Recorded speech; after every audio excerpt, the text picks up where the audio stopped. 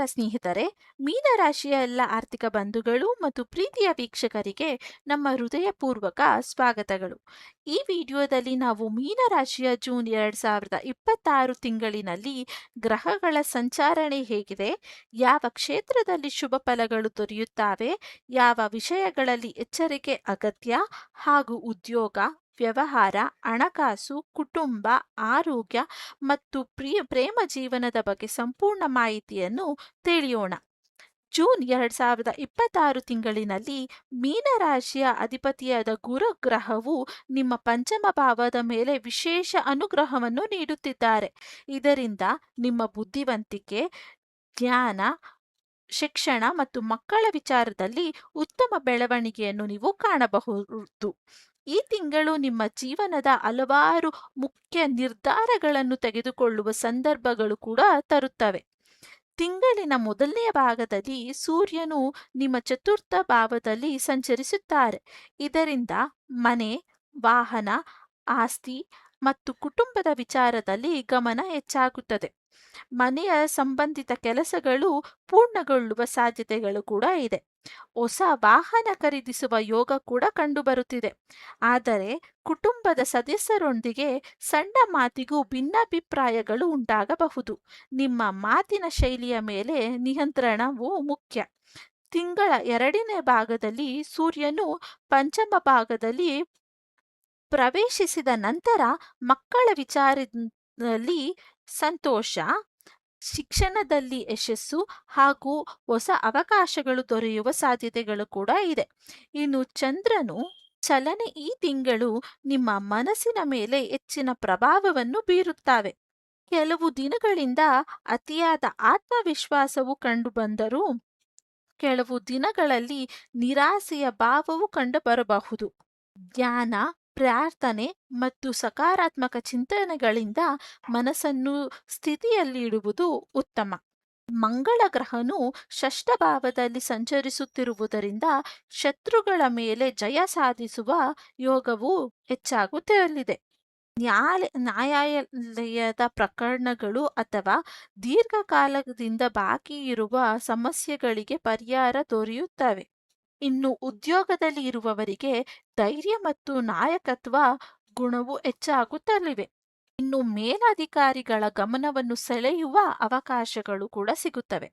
ಆದರೆ ಕೋಪವನ್ನು ನಿಯಂತ್ರಿಸದಿದ್ದರೆ ಸಂಬಂಧಗಳಲ್ಲಿ ಸಮಸ್ಯೆಗಳು ಉಂಟಾಗಬಹುದು. ಇನ್ನು ಬುಧ ಗ್ರಹವು ಕುಟುಂಬ ಮತ್ತು ಹಣಕಾಸಿನ ಕ್ಷೇತ್ರದ ಮೇಲೆ ಪ್ರಭಾವವನ್ನು ಬೀರುತ್ತದೆ.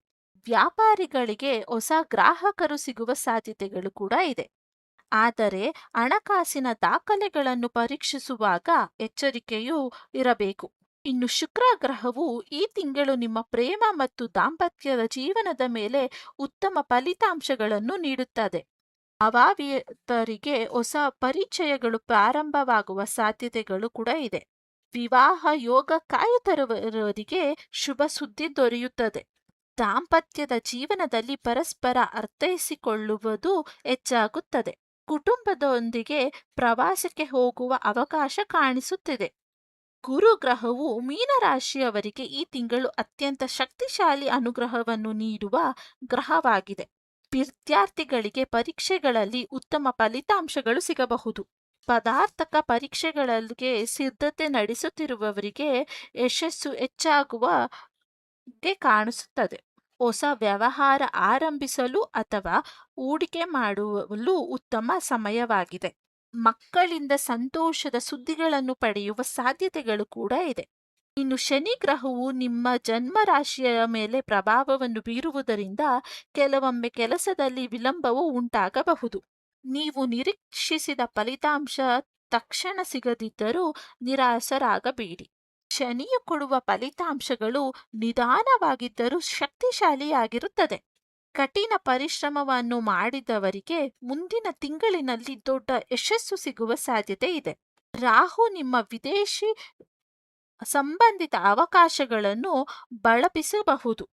ವಿದೇಶ ಪ್ರಯಾಣ, ವಿದೇಶ ಕಂಪನಿಗಳಿಂದ ಉದ್ಯೋಗ ಅವಕಾಶ ಅಥವಾ ವ್ಯವಹಾರಗಳಲ್ಲಿ ಬೆಳವಣಿಗೆ ಕೂಡ ಕಾಣಬಹುದು. ಆದರೆ ರಾಹುವಿನ ಪರಿಣಾಮಗಳಿಂದ ಕೆಲವೊಮ್ಮೆ ತಪ್ಪು ನಿರ್ಧಾರವನ್ನು ತೆಗೆದುಕೊಳ್ಳುವ ಸಾಧ್ಯತೆಗಳು ಕೂಡ ಇದೆ. ಕೇತು ಆಧ್ಯಾತ್ಮಿಕದ ಕಡೆಗೆ ನಿಮ್ಮ ಆಸಕ್ತಿಯನ್ನು ಹೆಚ್ಚಿಸುತ್ತದೆ. ದೇವಾಲಯಗಳಿಗೆ ಭೇಟಿ, ಧ್ಯಾನ ಮತ್ತು ಪೂಜೆಯ ಕಡೆಗೆ ನಿಮ್ಮ ಮನಸ್ಸು ಹೆಚ್ಚು ವಾಲಬಹುದು. ಉದ್ಯೋಗದಲ್ಲಿರುವಂತ ಮೀನರಾಶಿಯವರಿಗೆ ಜೂನ್ ತಿಂಗಳು ಪ್ರಗತಿಕಾರವಾಗಿರುತ್ತದೆ. ಬಡ್ತಿ ಸಂಬಳ ಹೆಚ್ಚಾಗುವುದು ಅಥವಾ ಹೊಸ ಜವಾಬ್ದಾರಿಗಳು ದೊರೆಯುವ ಸಾಧ್ಯತೆಗಳು ಕೂಡ ಇವೆ. ಇನ್ನು ಸರ್ಕಾರಿ ಉದ್ಯೋಗಗಳಿಗೆ ಪ್ರಯತ್ನಿಸುತ್ತಿರುವವರಿಗೆ ಶುಭ ಸುದ್ದಿಗಳು ಸಿಗುವ ಸಾಧ್ಯತೆಗಳು ಕೂಡ ಇದೆ. ಇನ್ನು ಖಾಸಗಿ ಕಂಪನಿಗಳಲ್ಲಿ ಕೆಲಸ ಮಾಡುತ್ತಿರುವವರಿಗೆ ಹೊಸ ಪ್ರಮೋಷನ್ಗಳ ಅವಕಾಶ ಕೂಡ ಸಿಗಬಹುದು. ಈ ತಿಂಗಳು ಆದಾಯದಲ್ಲಿ ಹೆಚ್ಚಳ ಕೂಡ ಕಾಣಬಹುದು. ಹಿಂದೆ ನೀಡಿದ ಸಾಲಗಳು ಮರಳಿ ಬರುವ ಸಾಧ್ಯತೆಗಳು ಕೂಡ ಇದೆ.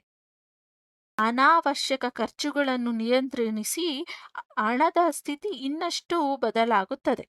ಇನ್ನು ಆರೋಗ್ಯದ ವಿಷಯದಲ್ಲಿ ಹೆಚ್ಚು ನಿರ್ಲಕ್ಷ್ಯ ಬೇಡ. ಜೀರ್ಣಕ್ರಿಯೆ, ನಿದ್ರಾಹೀನತೆ ಮತ್ತು ಮಾನಸಿಕ ಒತ್ತಡದ ಬಗ್ಗೆ ಎಚ್ಚರಿಕೆ ಇರಬೇಕು. ಇನ್ನು ಯೋಗ, ವ್ಯಾಯಾಮ ಮತ್ತು ಆರೋಗ್ಯಕಾರಿ ಆಹಾರ ಪದ್ಧತಿಯನ್ನು ಅನುಸರಿಸುವುದು ಉತ್ತಮ ಫಲಿತಾಂಶವನ್ನು ನೀಡುತ್ತದೆ. ಇನ್ನು ಜನವರಿ ತಿಂಗಳಿನಲ್ಲಿ 3, 6, 12, 18, 21 ಮತ್ತು 27ನೆಯ ದಿನಾಂಕಗಳು ವಿಶೇಷವಾಗಿ ಶುಭಕರವಾಗಿರುತ್ತದೆ. ಇನ್ನು 8, 15, 22 ಮತ್ತು 29ನೇ ದಿನಾಂಕಗಳಲ್ಲಿ ಪ್ರಮುಖ ನಿರ್ಧಾರಗಳನ್ನು ತೆಗೆದುಕೊಳ್ಳುವಾಗ ಎಚ್ಚರಿಕೆ ಇರಬೇಕು. ಇನ್ನು ಈ ಇಡೀ ತಿಂಗಳಿಗೆ ಪರಿಹಾರವನ್ನು ನೀಡುತ್ತೇನೆ. ಪ್ರತಿದಿನ ಓಂ ನಮೋ ನಾರಾಯಣಾಯ ನಮಃ ಮಂತ್ರವನ್ನು 108 ಬಾರಿ ಜಪಿಸಿ. ಗುರುವಾರದಂದು ಹಳದಿ ಬಣ್ಣ ಅಥವಾ ಕಡಲೆಕಾಳನ್ನು ದಾನ ಮಾಡಿ. ಇನ್ನು ವಿಷ್ಣು ದೇವರ ಆರಾಧನೆ ಕೂಡ ಮಾಡಿ. ಇನ್ನು ಮೀನುಗಳಿಗೆ ಆಹಾರವನ್ನು ನೀಡುವುದು ಕೂಡ ಶುಭಕರ. ಇನ್ನು ಬಡ ವಿದ್ಯಾರ್ಥಿಗಳಿಗೆ ಪುಸ್ತಕ ದಾನ ಮಾಡಿದರೆ ಗುರುವಿನ ಅನುಗ್ರಹ ಕೂಡ ಹೆಚ್ಚಾಗುತ್ತದೆ. ಒಟ್ಟಾರೆ ನೋಡಿದರೆ ಜೂನ್ 2026 ಮೀನರಾಶಿಯವರಿಗೆ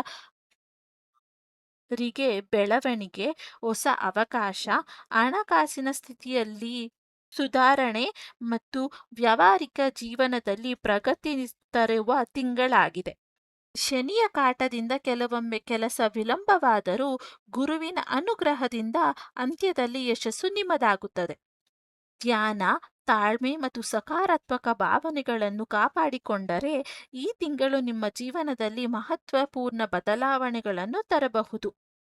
ಇನ್ನು ಈ ವಿಡಿಯೋ ನಿಮಗೆ ಇಷ್ಟವಾದರೆ ಒಂದು ಲೈಕ್ ಅನ್ನು ಮಾಡಿ.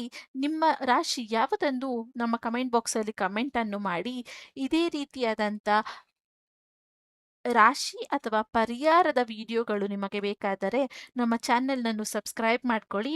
ಮತ್ತೆ ಇನ್ನಷ್ಟು ವಿಡಿಯೋಗಳಲ್ಲಿ ನಿಮಗೆ ಸಿಗುತ್ತೇನೆ ಅಂತ ಹೇಳುತ್ತಾ ಧನ್ಯವಾದ.